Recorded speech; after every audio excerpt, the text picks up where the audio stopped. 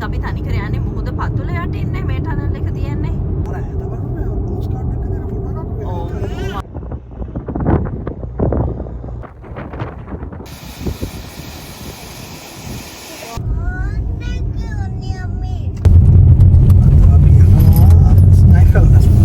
ස්නයිෆෙල්නස් පෙනිසිවුලා යනවා අපි.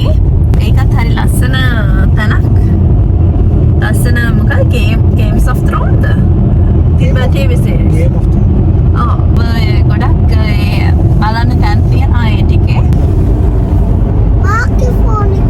අර නෝවේ ගිහිල්ලා කරපු වීඩියෝ එකේ කිව්වනේ මහත්තයා මතකද අපි අර අයිස්ලන්ඩ් මාරුයි දැන් අවුරුදු දෙකකට කලින් නේ කරන්නේ අවුරුදු එකමාරකට කලින් මේ අයිස්ලන්ඩ් මාරු විදියට ඉලෙක්ට්‍රික් කාර්ස් වලට මාරු වෙනවා කියලා. ඉතින් දැන් ඔයාලට බලන්න පුළුවන් පාරේ මාරු විදියට ඉලෙක්ට්‍රික් කාර්ස් තමයි ඔක්කොම තියෙන්නේ. එක්ක හයිබ්‍රිඩ් එහෙම නැත්නම් ඉලෙක්ට්‍රික්. දැන් අපිත් අතනම පාවිච්චි කරන්නේ ෆුල් ඉලෙක්ට්‍රික් කාර් එකක් ටෙස්ලා X නේ මොඩල් එක. ඔව් ඒක ඉතින් ඒක මාර විදියට අපිට මේ ඒ කියන්නේ ගොඩාක් පැතිවලින් වාසිදායක වෙනවා. ගොඩ එන්වයරන්මන්ටලි මාර විදියට අපි මෙයා වෙනවා. පොලියුෂන් එක හරිම අඩුයි. අනිත් හොඳම දේ තමයි අපිට මාර විදියට දැන් අපි ඉස්සර අපේ ලෑන්ඩ් ක්‍රූස් එක පාවිච්චි කරද්දි පෙට්‍රල් වලට සෑහෙන ගාණක් ගියා. මාසෙකට මෙහි සල්ලි වලින් 80000ක් 70000 80000 අතර ප්‍රමාණයක් ගියා. ලංකාවේ සල්ලි වලින් කන්වර්ට් කරවුවොත් එහෙම 1,80,000ක් වගේනේ.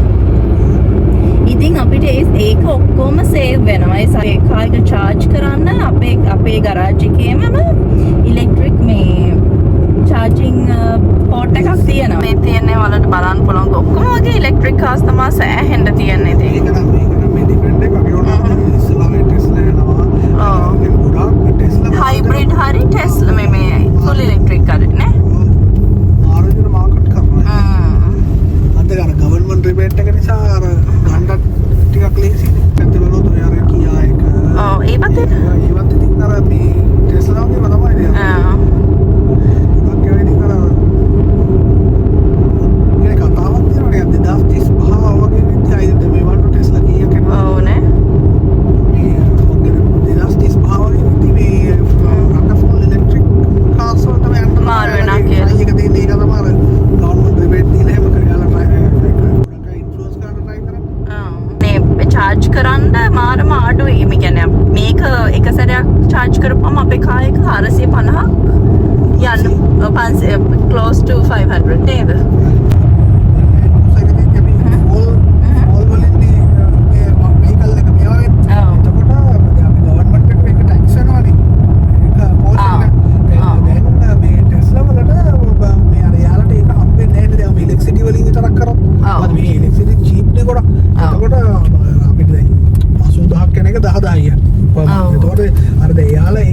පොඩි ටැක්ස් එකක් ගහලා තියෙන ඒවල එක ලොකුට දැනෙන්නේ නැහැ. අර පොඩි ටැක්ස් එකක් ගහලා තියෙන end of the month every month අපි අර mileage එක දාලා මේක ඔව් ඒක 6000ක් වගේ ගෙවන්න වෙනවා මාසෙකට. කියන්නේ 6000 කියන්නේ අර ගානත් එක්ක කම්පෙයාර් කරලා බලද්දී නැහැ. ලස්සන වේදිකනේ.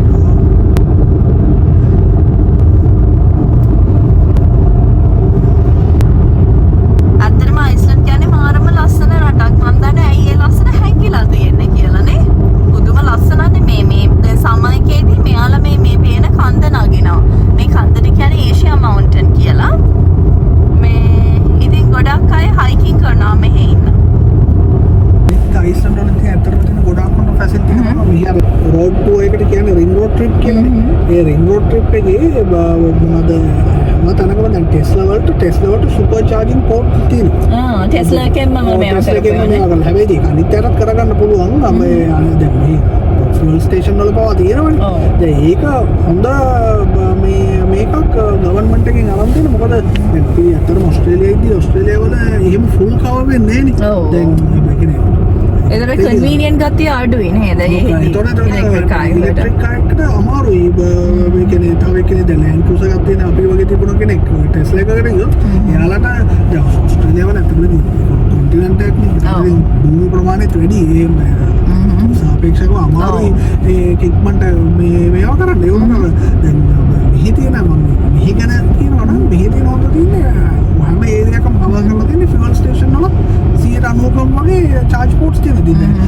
දැන් මේක charge වෙන්න fully charge වෙන්න පැය 3ක් යනවා නම් කිලෝමීටර 500 යන එකට super Fast charger. Fast charge එක ගත්තොත් අපිට පැයක් වගේ යති පැයක් අතරින් ෆුල් චාර්ජ් මේ ගොඩක් මේ රට ඉලෙක්ට්‍රික් කාර්ස් වලට මාරු වෙන්න එක හේතුවක් කියලා. මේ ෆැසිලිටිස් ඔක් තියෙන්න ඕනේ. ඔව්. ඉලෙක්ට්‍රික් වලට ගියා කියන පමණින්ම අර මේ සුට් එක කන්වීනියන්ට් වෙන්නේ නැහැ. ඔව්. ඒතකොට දැන් අතරම ඔස්ට්‍රේලියාව වලදී සිඩ්නි බ්‍රිස්බන් වල සිඩ්නි ඩ්‍රයිව් කරද්දී මට ගියා පැය 13කට වගේ ළඟට. ඒතකොට මේ මොගේ කෙනෙක් ටෙස්ලා එක යනවා නම් මැද යදී ඔව්. අර කුලන් කරන ඒ හරි අය පහුවෙලා යනවත් එක අර නිව් සවුත් වෙල්ස් බෝඩ් එක ක්‍රොස් වෙනවත් එක මේ හරි නැති වුණොත් එහෙම ඉතින් යාලා ඒතකොට කරගන්න දෙයක් නැති වෙනවා. ආ වලින් දැන් නම් හැබැයි සමහරට එයාලත් හදලා ඇති.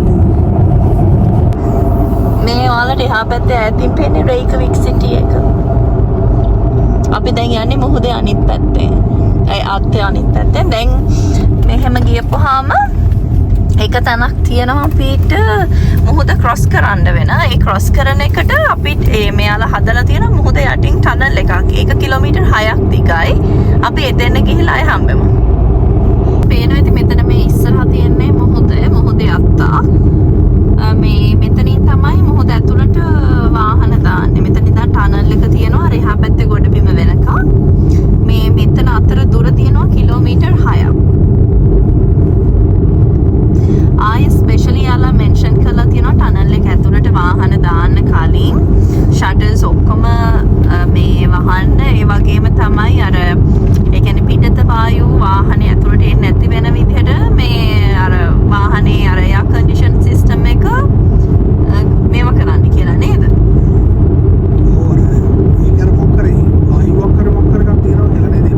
ඔව් කියන්නේ බොත් ඒකෙන් වාක් හරි ඉෆෙක්ට් එකක් මිනිස්සුන්ට වෙන්න පුළුවන් වෙයි කියන එකත් එක්ක. يعني මොකද මේක අපි තනි කර යන්නේ මුහුද පතුල යටින්නේ මේ ටනල් එක තියෙන්නේ. ඒක නිසා.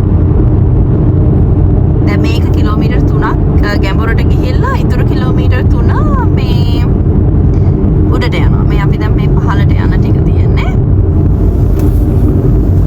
ඉස්සර දැන් මම මෙහෙට ආවේ 2007 නේ 2012 වෙනකම් වගේ මේ ටනල් එක යූස් කරනකොට එයාලා අයිස්ලන්තික් ක්‍රෝන 1000ක් ගත්ත එක වාහනයකින්. හැබැයි එයාලා වියදම් කරපු ගාන හම්බුණාට පස්සේ ඉතින් මේක තනිකරම මේ මිනිස්සුන්ට ෆ්‍රී කරලා තියෙනවා. දැන් වාහන කොච්චර එහාට මෙහාට ගියා වුණත් කිසිම ගාණක් يعني ටෝල් වගේ එයාලා charge කරන්නේ නැහැ. හැබැයි අතින් නම් මාරම හොඳයි අයිස්ලන්තික් ගවර්න්මන්ට් එක දැන් වෙන රටවල් එහෙම දැන් අපි සාමාන්‍ය මේ විදියට ටනල් අනම්මනම් පාවිච්චි කරද්දී මාරු විදියට ටෝල් ගහනවානේ නේ. සෑහෙන ගාණක් ඒවටම ගෙවන්න වෙනවා ට්‍රැවල් කරද්දී. අපි මොකදගේ අපි බ්‍රිස්බන් ජීවත් වුණේ. මගේ යාළුවෝ දෙන්නෙක් එක්ක මම ට්‍රිප් එකක් ගියා සිඩ්නියට. අපි ගියා කොල්ලෝ කාලේ තනියෙන් ඉන්නේ ඉතින් අර කොහරි හොලිඩේ එකක් හම්බෙත් යනවා. ඊට පස්සේ මේ මට මතකයි දැන් අපි දුන්නලා ගිහලා දැන් අපිට මේ සිඩ්නි ඔපෙරා හවුස් එක බලන්න ගිහලා මේ කොහොමරි දැන් එක්කෙනෙක් එක මගේ යාළුවෙක් කසුම්ජල කෙනෙක් කිව්වා මේ මචං මේක මේ ටෝල් රෝඩ් නේ කියලා. ඔය ඉන්දියන් එක්කෙනෙකුත් ඉතින් එයාට කිව්වා මේ නෑ මේක ටෝල් නෙමෙයි කියලා ඒක ඉන්ටර්නැෂනල් කිව්වා. අපිට ෂුවර් නෑ. අලති ඇත්තටම ගිහලා තියෙන ටෝල් එකේ. දැන් ටෝල් එකෙන් කීයක් කොහෙද ගියාද කොහොම ආවද කියලා මතකට අන්තිමට අපි කරේ අර මේ බිල් එක එනකම් ඉඳලා ඒක අර ගවර්න්මන්ට් අනුවනේ බිල් දෙන්නේ දැන් USN ගවර්න්මන්ට් එක බ්‍රිස්බන් වල වගේ නිව් සවුත් වෙල්ස් ගවර්න්මන්ට් එක තියෙන්නේ මේ සිඩ්නි වල. ඉතින් ඕමෙදි අපිට ඉතින් අන්තිමට ෆුල් බිල් එක එනකම් හිටියේද අපිට ෂුවර් නෑනේ කීයක් ගෙවන්නද ඒ කාලේ දැන් අවුරුදු 20කට කලින්ද නේ 17කට 18කට කලින් නේ. මෙන්න මෙතන මම හිතන්නේ කිලෝමීටර් 3 ඉවරයි. දැන් මේ උඩට යන්න පටන් ගන්නවා. අම්පවලට පේනවා ඉතින් නිකන් ස්ලයිට්ලි මොකද කියන්නේ උඩට පොඩ්ඩක් බෑනියම් තියෙනවා පොඩි වේව එක. නැග්ගා.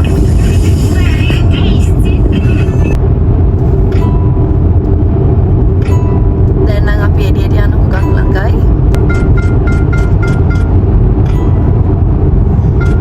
emergency exits වලටත් එයාලා හදලා තියෙන්නේ.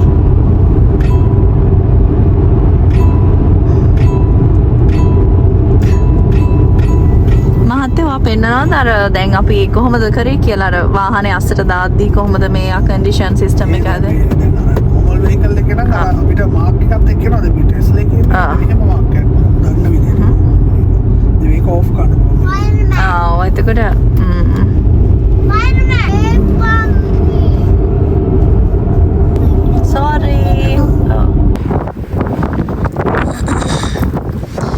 අපි මේ මෙතන ඉඳන් මෙතන ටික තමයි මේ ටනල් එක ආවේ.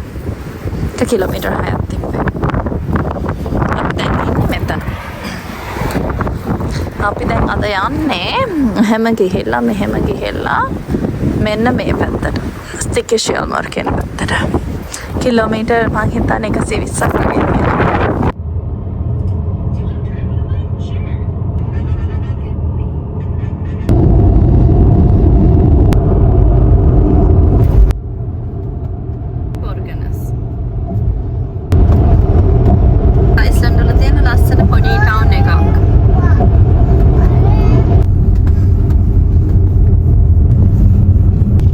Continue for 2 kilometers.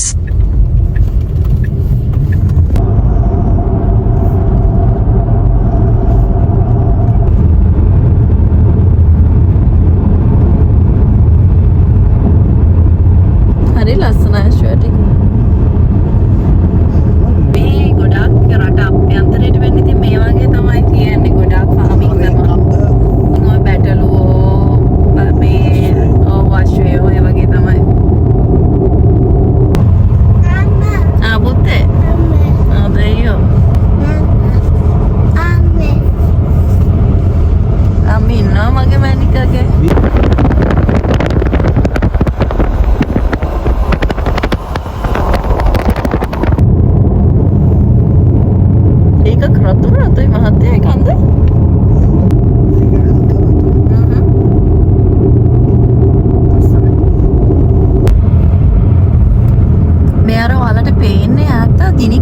ගිනි කන්දෙන් ගලපු ලාව තමයි මේ ඇවිල්ලා තියෙන්නේ. දැන් ඒක අක්‍රියයි.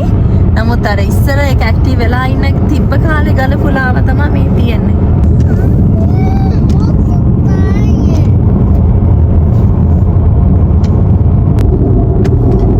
මෙතනින් තමයි ස්නයිෆෙල්නස් නැෂනල් පාර්ක් මේ එන්ට්‍රන්ස් එක තියෙන්නේ.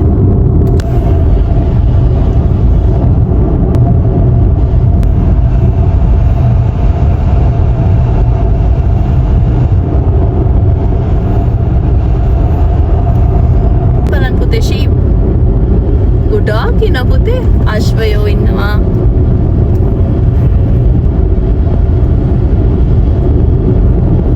හිතුණා නේද?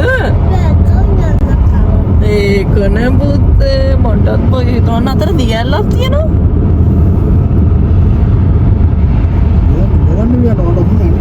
මේක කඳු කොටක් තියෙනවා මේ නැෂනල් පාර්ක් එකේ. අයිස්ලන්ඩ් වලට මාවෙනික කඳු.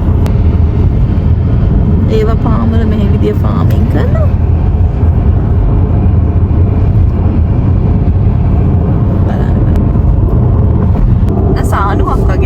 මම අර කලින් කිව්වා වගේම අපේ මේ රෝඩ් ට්‍රිප් එකේ ෆයිනල් ඩෙස්ටිනේෂන් එක වෙන්නේ මේ කිර්කිෆෙල් කියන කන්ද.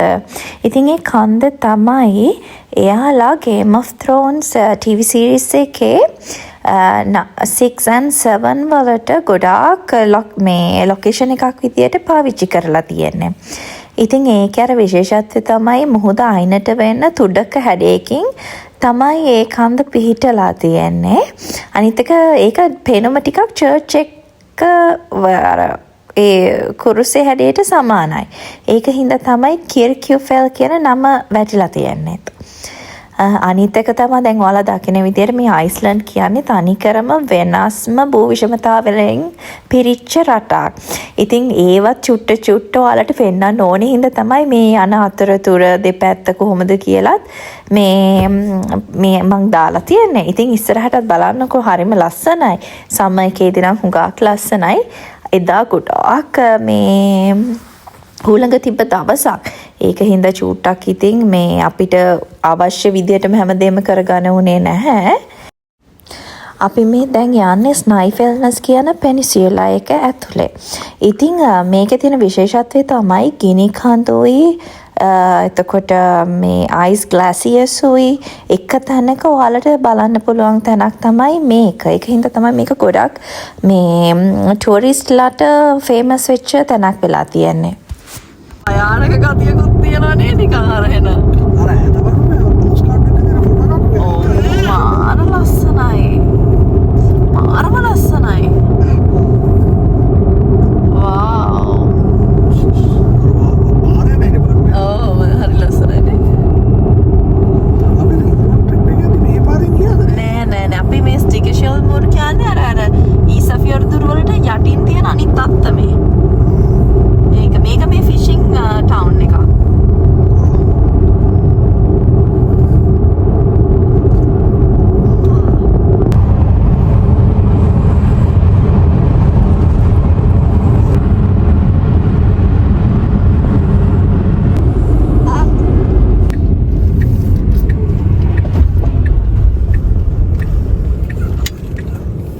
මේක නම් breath taking view එකක්.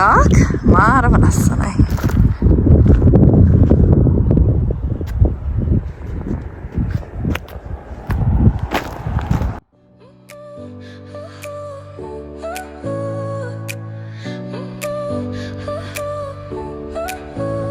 Your smile lit up like a sunrise glow.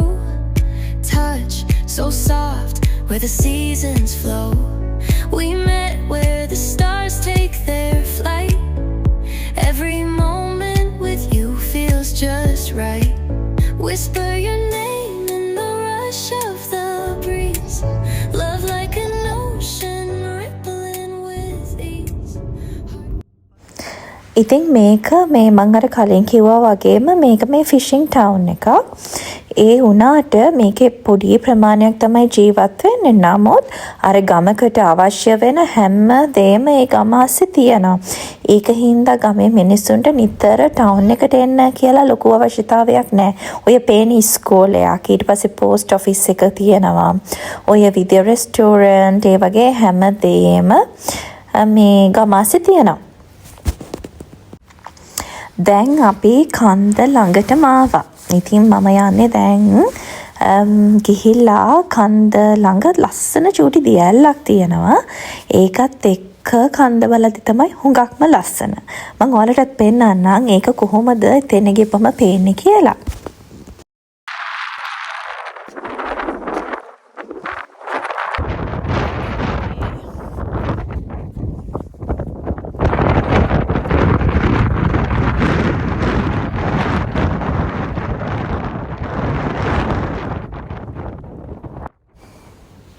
හුළඟ ගොඩාක් සැරහින්දම දුවයි පුතාවයි එළියට ගත්තේ නැහැ. ලෙඩක් හැදුනොත් එහෙම අමාරුයිනේ. ඒ නිසා ඉතින් ලක්මල් එක්ක යාලා හිටියා කා එකේ මං ටක් ගාලා එළියට ඇවිල්ලා මේ ටික මේ වීඩියෝ කරගත්තා. ඉතින් මං හිතනවා මේ වීඩියෝ එකට ඔයාලා කැමති වෙන්න ඇති කියලා. තවත් අයිස්ලන්ඩ් වල මේ වගේම ලස්සන තැනක් අරගෙන අපි තවත් දවසක එන්නම්. එහෙනම් ඔයාලත් සතුටින් ඉන්න.